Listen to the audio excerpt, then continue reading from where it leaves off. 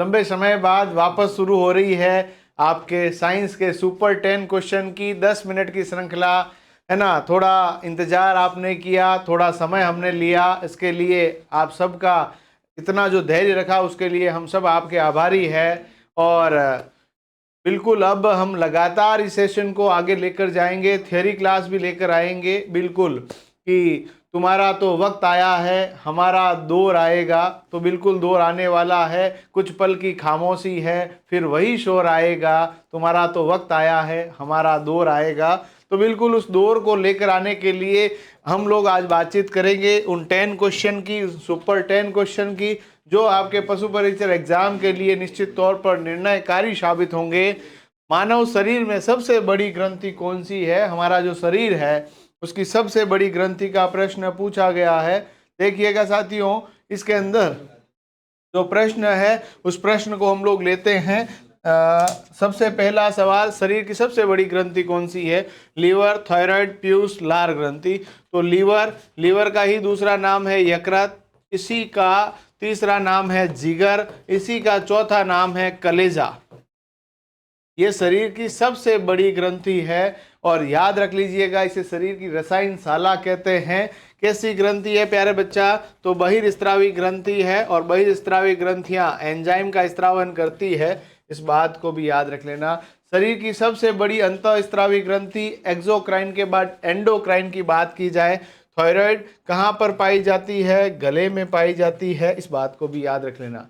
शरीर के अंदर मास्टर ग्रंथि पूछ ली जाए तो मास्टर ग्रंथि का नाम है पीयूष ग्रंथि, जो कि आपके कहाँ पर है? तो ये भी आपको याद रख लेना, मस्तिष्क के अग्र भाग के अंदर आधार पर स्थित है। चलिए अगला प्रश्न, मानव शरीर की सबसे बड़ी मिश्रित ग्रंथि कौन सी है? The largest mixed gland of human body is thymus, यकृत, अग्नाशय, प्लीहा। शरीर के अंदर 3 प्रकार की ग्रंथियां हैं, बहिर्स्रावी, अंतःस्रावी और मिश्रित। बहिर्स्रावी ग्रंथियां वे ग्रंथियां जो कि एंजाइम का स्त्रावन करती है, अंतःस्रावी ग्रंथियां वे ग्रंथियां जो कि हार्मोन का स्त्रावन करती है। मिश्रित ग्रंथियों के संदर्भ में वे जो हार्मोन और एंजाइम दोनों का स्त्रावन करती है और उसका नाम है अग्नाशय ग्रंथि, इस बात को याद रख लीजिएगा। अग्नाशय ग्रंथि शरीर की सबसे बड़ी ग्रंथि है, हार्मोन भी निकालेगी और एंजाइम भी निकालेगी। बाकी जो ग्रंथियां एंजाइम निकालती है बहिर्स्रावी, जो हार्मोन निकालती है अंतःस्रावी। थाइमस ग्रंथि जो है वो आपके हृदय के ऊपर पाई जाती है, अंतःस्रावी ग्रंथि है। यकृत एंजाइमों का स्त्रावन करती है, बहिर्स्रावी ग्रंथि है। स्तनपायी में सबसे बड़ी ग्रंथि कौन सी है? कर्णपूर्व ग्रंथि, यकृत ग्रंथि, लीवर जिसको बोलते हैं, अग्नाशय, प्लीहा। तो प्यारे बच्चों आपका आंसर जो पहला सवाल में था वही है, यकृत शरीर की सबसे बड़ी ग्रंथि है। यकृत का अध्ययन पूछ लिया जाए तो यकृत का अध्ययन कहलाता है हिपेटोलॉजी। क्या कहलाता है बेटा? हिपेटोलॉजी। और रक्त का अध्ययन कहलाता है हिमेटोलॉजी। ये भी सवाल आ सकता है, इंपॉर्टेंट है रक्त का, ठीक है। और बहुत ज़्यादा शराब पीने से यकृत काम करना बंद कर देता है, यकृत की कार्य विधि प्रभावित होती है, जिसे सोराइसिस या सिरोसिस रोग कहते हैं। ये भी आपको याद रख लेना है। मानव शरीर में सबसे छोटी ग्रंथि कौन सी है? The smallest gland of human body is यकृत, औटू, पीयूष या लार ग्रंथि। तो प्यारे बच्चों आपको याद रख लेना है, इन ऑप्शंस के अंदर से सबसे बेस्ट आंसर हो सकता है पीयूष ग्रंथि। मटर के दाने जितनी है, मटर का दाना जितनी है, और इसका जो वजन भी है वो बहुत कम होता है, मिलीग्राम्स के अंदर है, लाल रंग की दिखती है। शरीर की सभी ग्रंथियों को कंट्रोल करने के कारण इसे हम लोग क्या कहते हैं? आपके शरीर की मास्टर ग्रंथि कहते हैं। और यहीं पर एक बात मेरी याद रख लीजिएगा, वैसे सबसे छोटी एनसीईआरटी के अंदर अभी वर्तमान के अंदर आपकी पीनियल बॉडी ग्लैंड है, बट इन ऑप्शंस के अकॉर्डिंगली ये आंसर ठीक है। सुपर मास्टर ग्रंथि, इसको मास्टर ग्रंथि कहते हैं बेटा, ये भी याद रख लेना, इसको मास्टर ग्रंथि कहते हैं।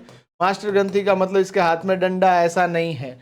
मास्टर ग्रंथि का मतलब है बाकी सभी ग्रंथियों को कंट्रोल करेगी, और इसको भी कंट्रोल करने के लिए सुपर मास्टर ग्लैंड जो ग्रंथि है उसका नाम है हाइपोथैलेमस।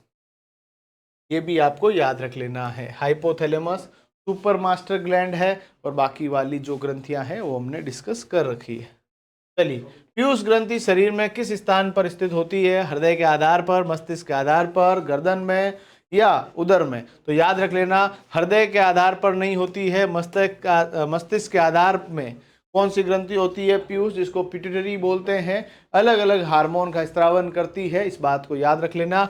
हृदय के आधार पर हृदय के ऊपर थाइमस ग्रंथि होती है, जो कि वक्ष गुहा के अंदर स्थित होती है, याद रख लीजिए। ठीक है। गले के अंदर दो ग्रंथियां होती है, जिसका नाम है आउटू और पराउटू, यानी थायराइड और पैराथायराइड, ये भी याद रख लीजिएगा। ठीक है। पीयूष ग्रंथि में अत्यधिक हार्मोन स्त्राव से शरीर पर क्या प्रभाव पड़ेगा? लंबाई में अत्यधिक वृद्धि, शरीर का असंतुलित विकास, टेढ़ा मेढ़ा होना, उपयुक्त में से कोई नहीं। तो प्यारे बच्चों याद रख लीजिएगा, पीयूष ग्रंथि एक हार्मोन निकालती है जिसका नाम है STH, सोमेटो नहीं है, सोमेटोट्रोपिक हार्मोन। और सोमेटोट्रोपिक हार्मोन क्या काम करता है बेटा? सोमेटोट्रोपिक हार्मोन शरीर की वृद्धि क्रियाओं को संपन्न करता है, यानी हम छोटे बालक से जितने डाकी जैसे हुए हैं, इस सोमेटोट्रोपिक के कारण हुए हैं, यानी शरीर की अत्यधिक लंबाई के लिए सोमेटोट्रोपिक उत्तरदायी है। और बहुत ज़्यादा सोमेटोट्रोपिक का स्त्रावन होगा तो व्यक्ति बिल्कुल भीमकाय हो जाएगा, जिसे एक्रोमिगेली रोग कहते हैं। और इसकी कमी से व्यक्ति बहुत ज़्यादा बौना हो सकता है, जिसे ड्वार्फिज्म डिजीज कहते हैं। STH का सही होना बहुत ज़रूरी है। STH की अधिकता से व्यक्ति एकदम डाकी जैसा हो जाएगा, height and body weight drastically increase हो जाएगी, और इसकी कमी से व्यक्ति बहुत ज़्यादा बौना हो जाएगा। निम्नलिखित में से कौन सी ग्रंथि वृद्धि हार्मोन का रिसाव करती है? वृद्धि हार्मोन है ना, जो growth hormone is secreted from which gland? अधिवृक्क, पीयूष, जनन ग्रंथि, अग्नाशय। तो प्यारे बच्चों याद रख लेना, हमारे शरीर की पीयूष ग्रंथि सोमेटोट्रोपिक हार्मोन का स्त्रावन करती है, जो शरीर की वृद्धि क्रियाओं के लिए उत्तरदायी है। अगला जो प्रश्न है कि दुग्धजनक हार्मोन का स्त्रावन कहाँ पर होता है? जो मिल्क सिक्रेटिंग हार्मोन है वो कौन सा हार्मोन है? स्तन ग्रंथि, प्लेसेंटा, अंडाशय और पीयूष।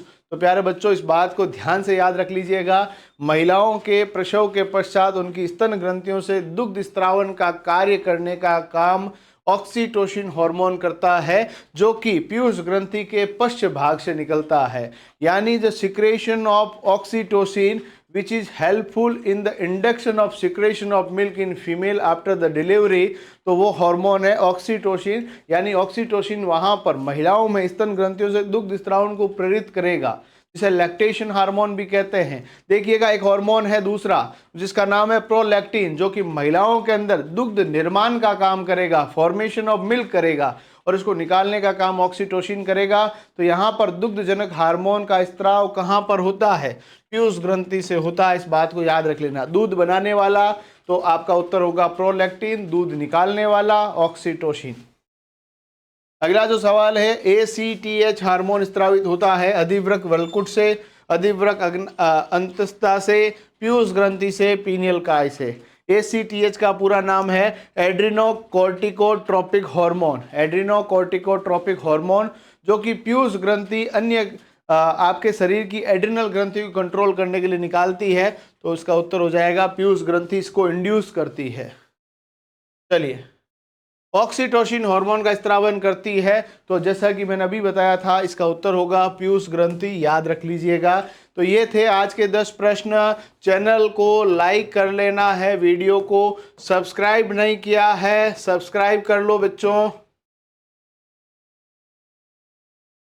सब्सक्राइब कर लो। सब्सक्राइब के बाद आपको इसको क्या कर लेना है बेटा? शेयर भी कर लेना है। ठीक है, सब्सक्राइब, शेयर एंड लाइक, इन 3 चीज़ों के ऊपर फोकस करना है। ज़्यादा से ज़्यादा आप लोगों को इसको फैलाना है, और आप लोगों का सपोर्ट, आप लोगों का स्नेह और प्यार रहा तो ये वीडियो की संख्या बढ़ती जाएगी। थियरी क्लासेस, पूरी MCQ पैटर्न क्लासेस आपके साथ रहेगी। और अभी तक भी हमारा एप्लीकेशन प्रतिज्ञा क्लासेस जोधपुर डाउनलोड नहीं किया है तो बिल्कुल इंतज़ार मत कीजिए, डाउनलोड कर लीजिए। धन्यवाद।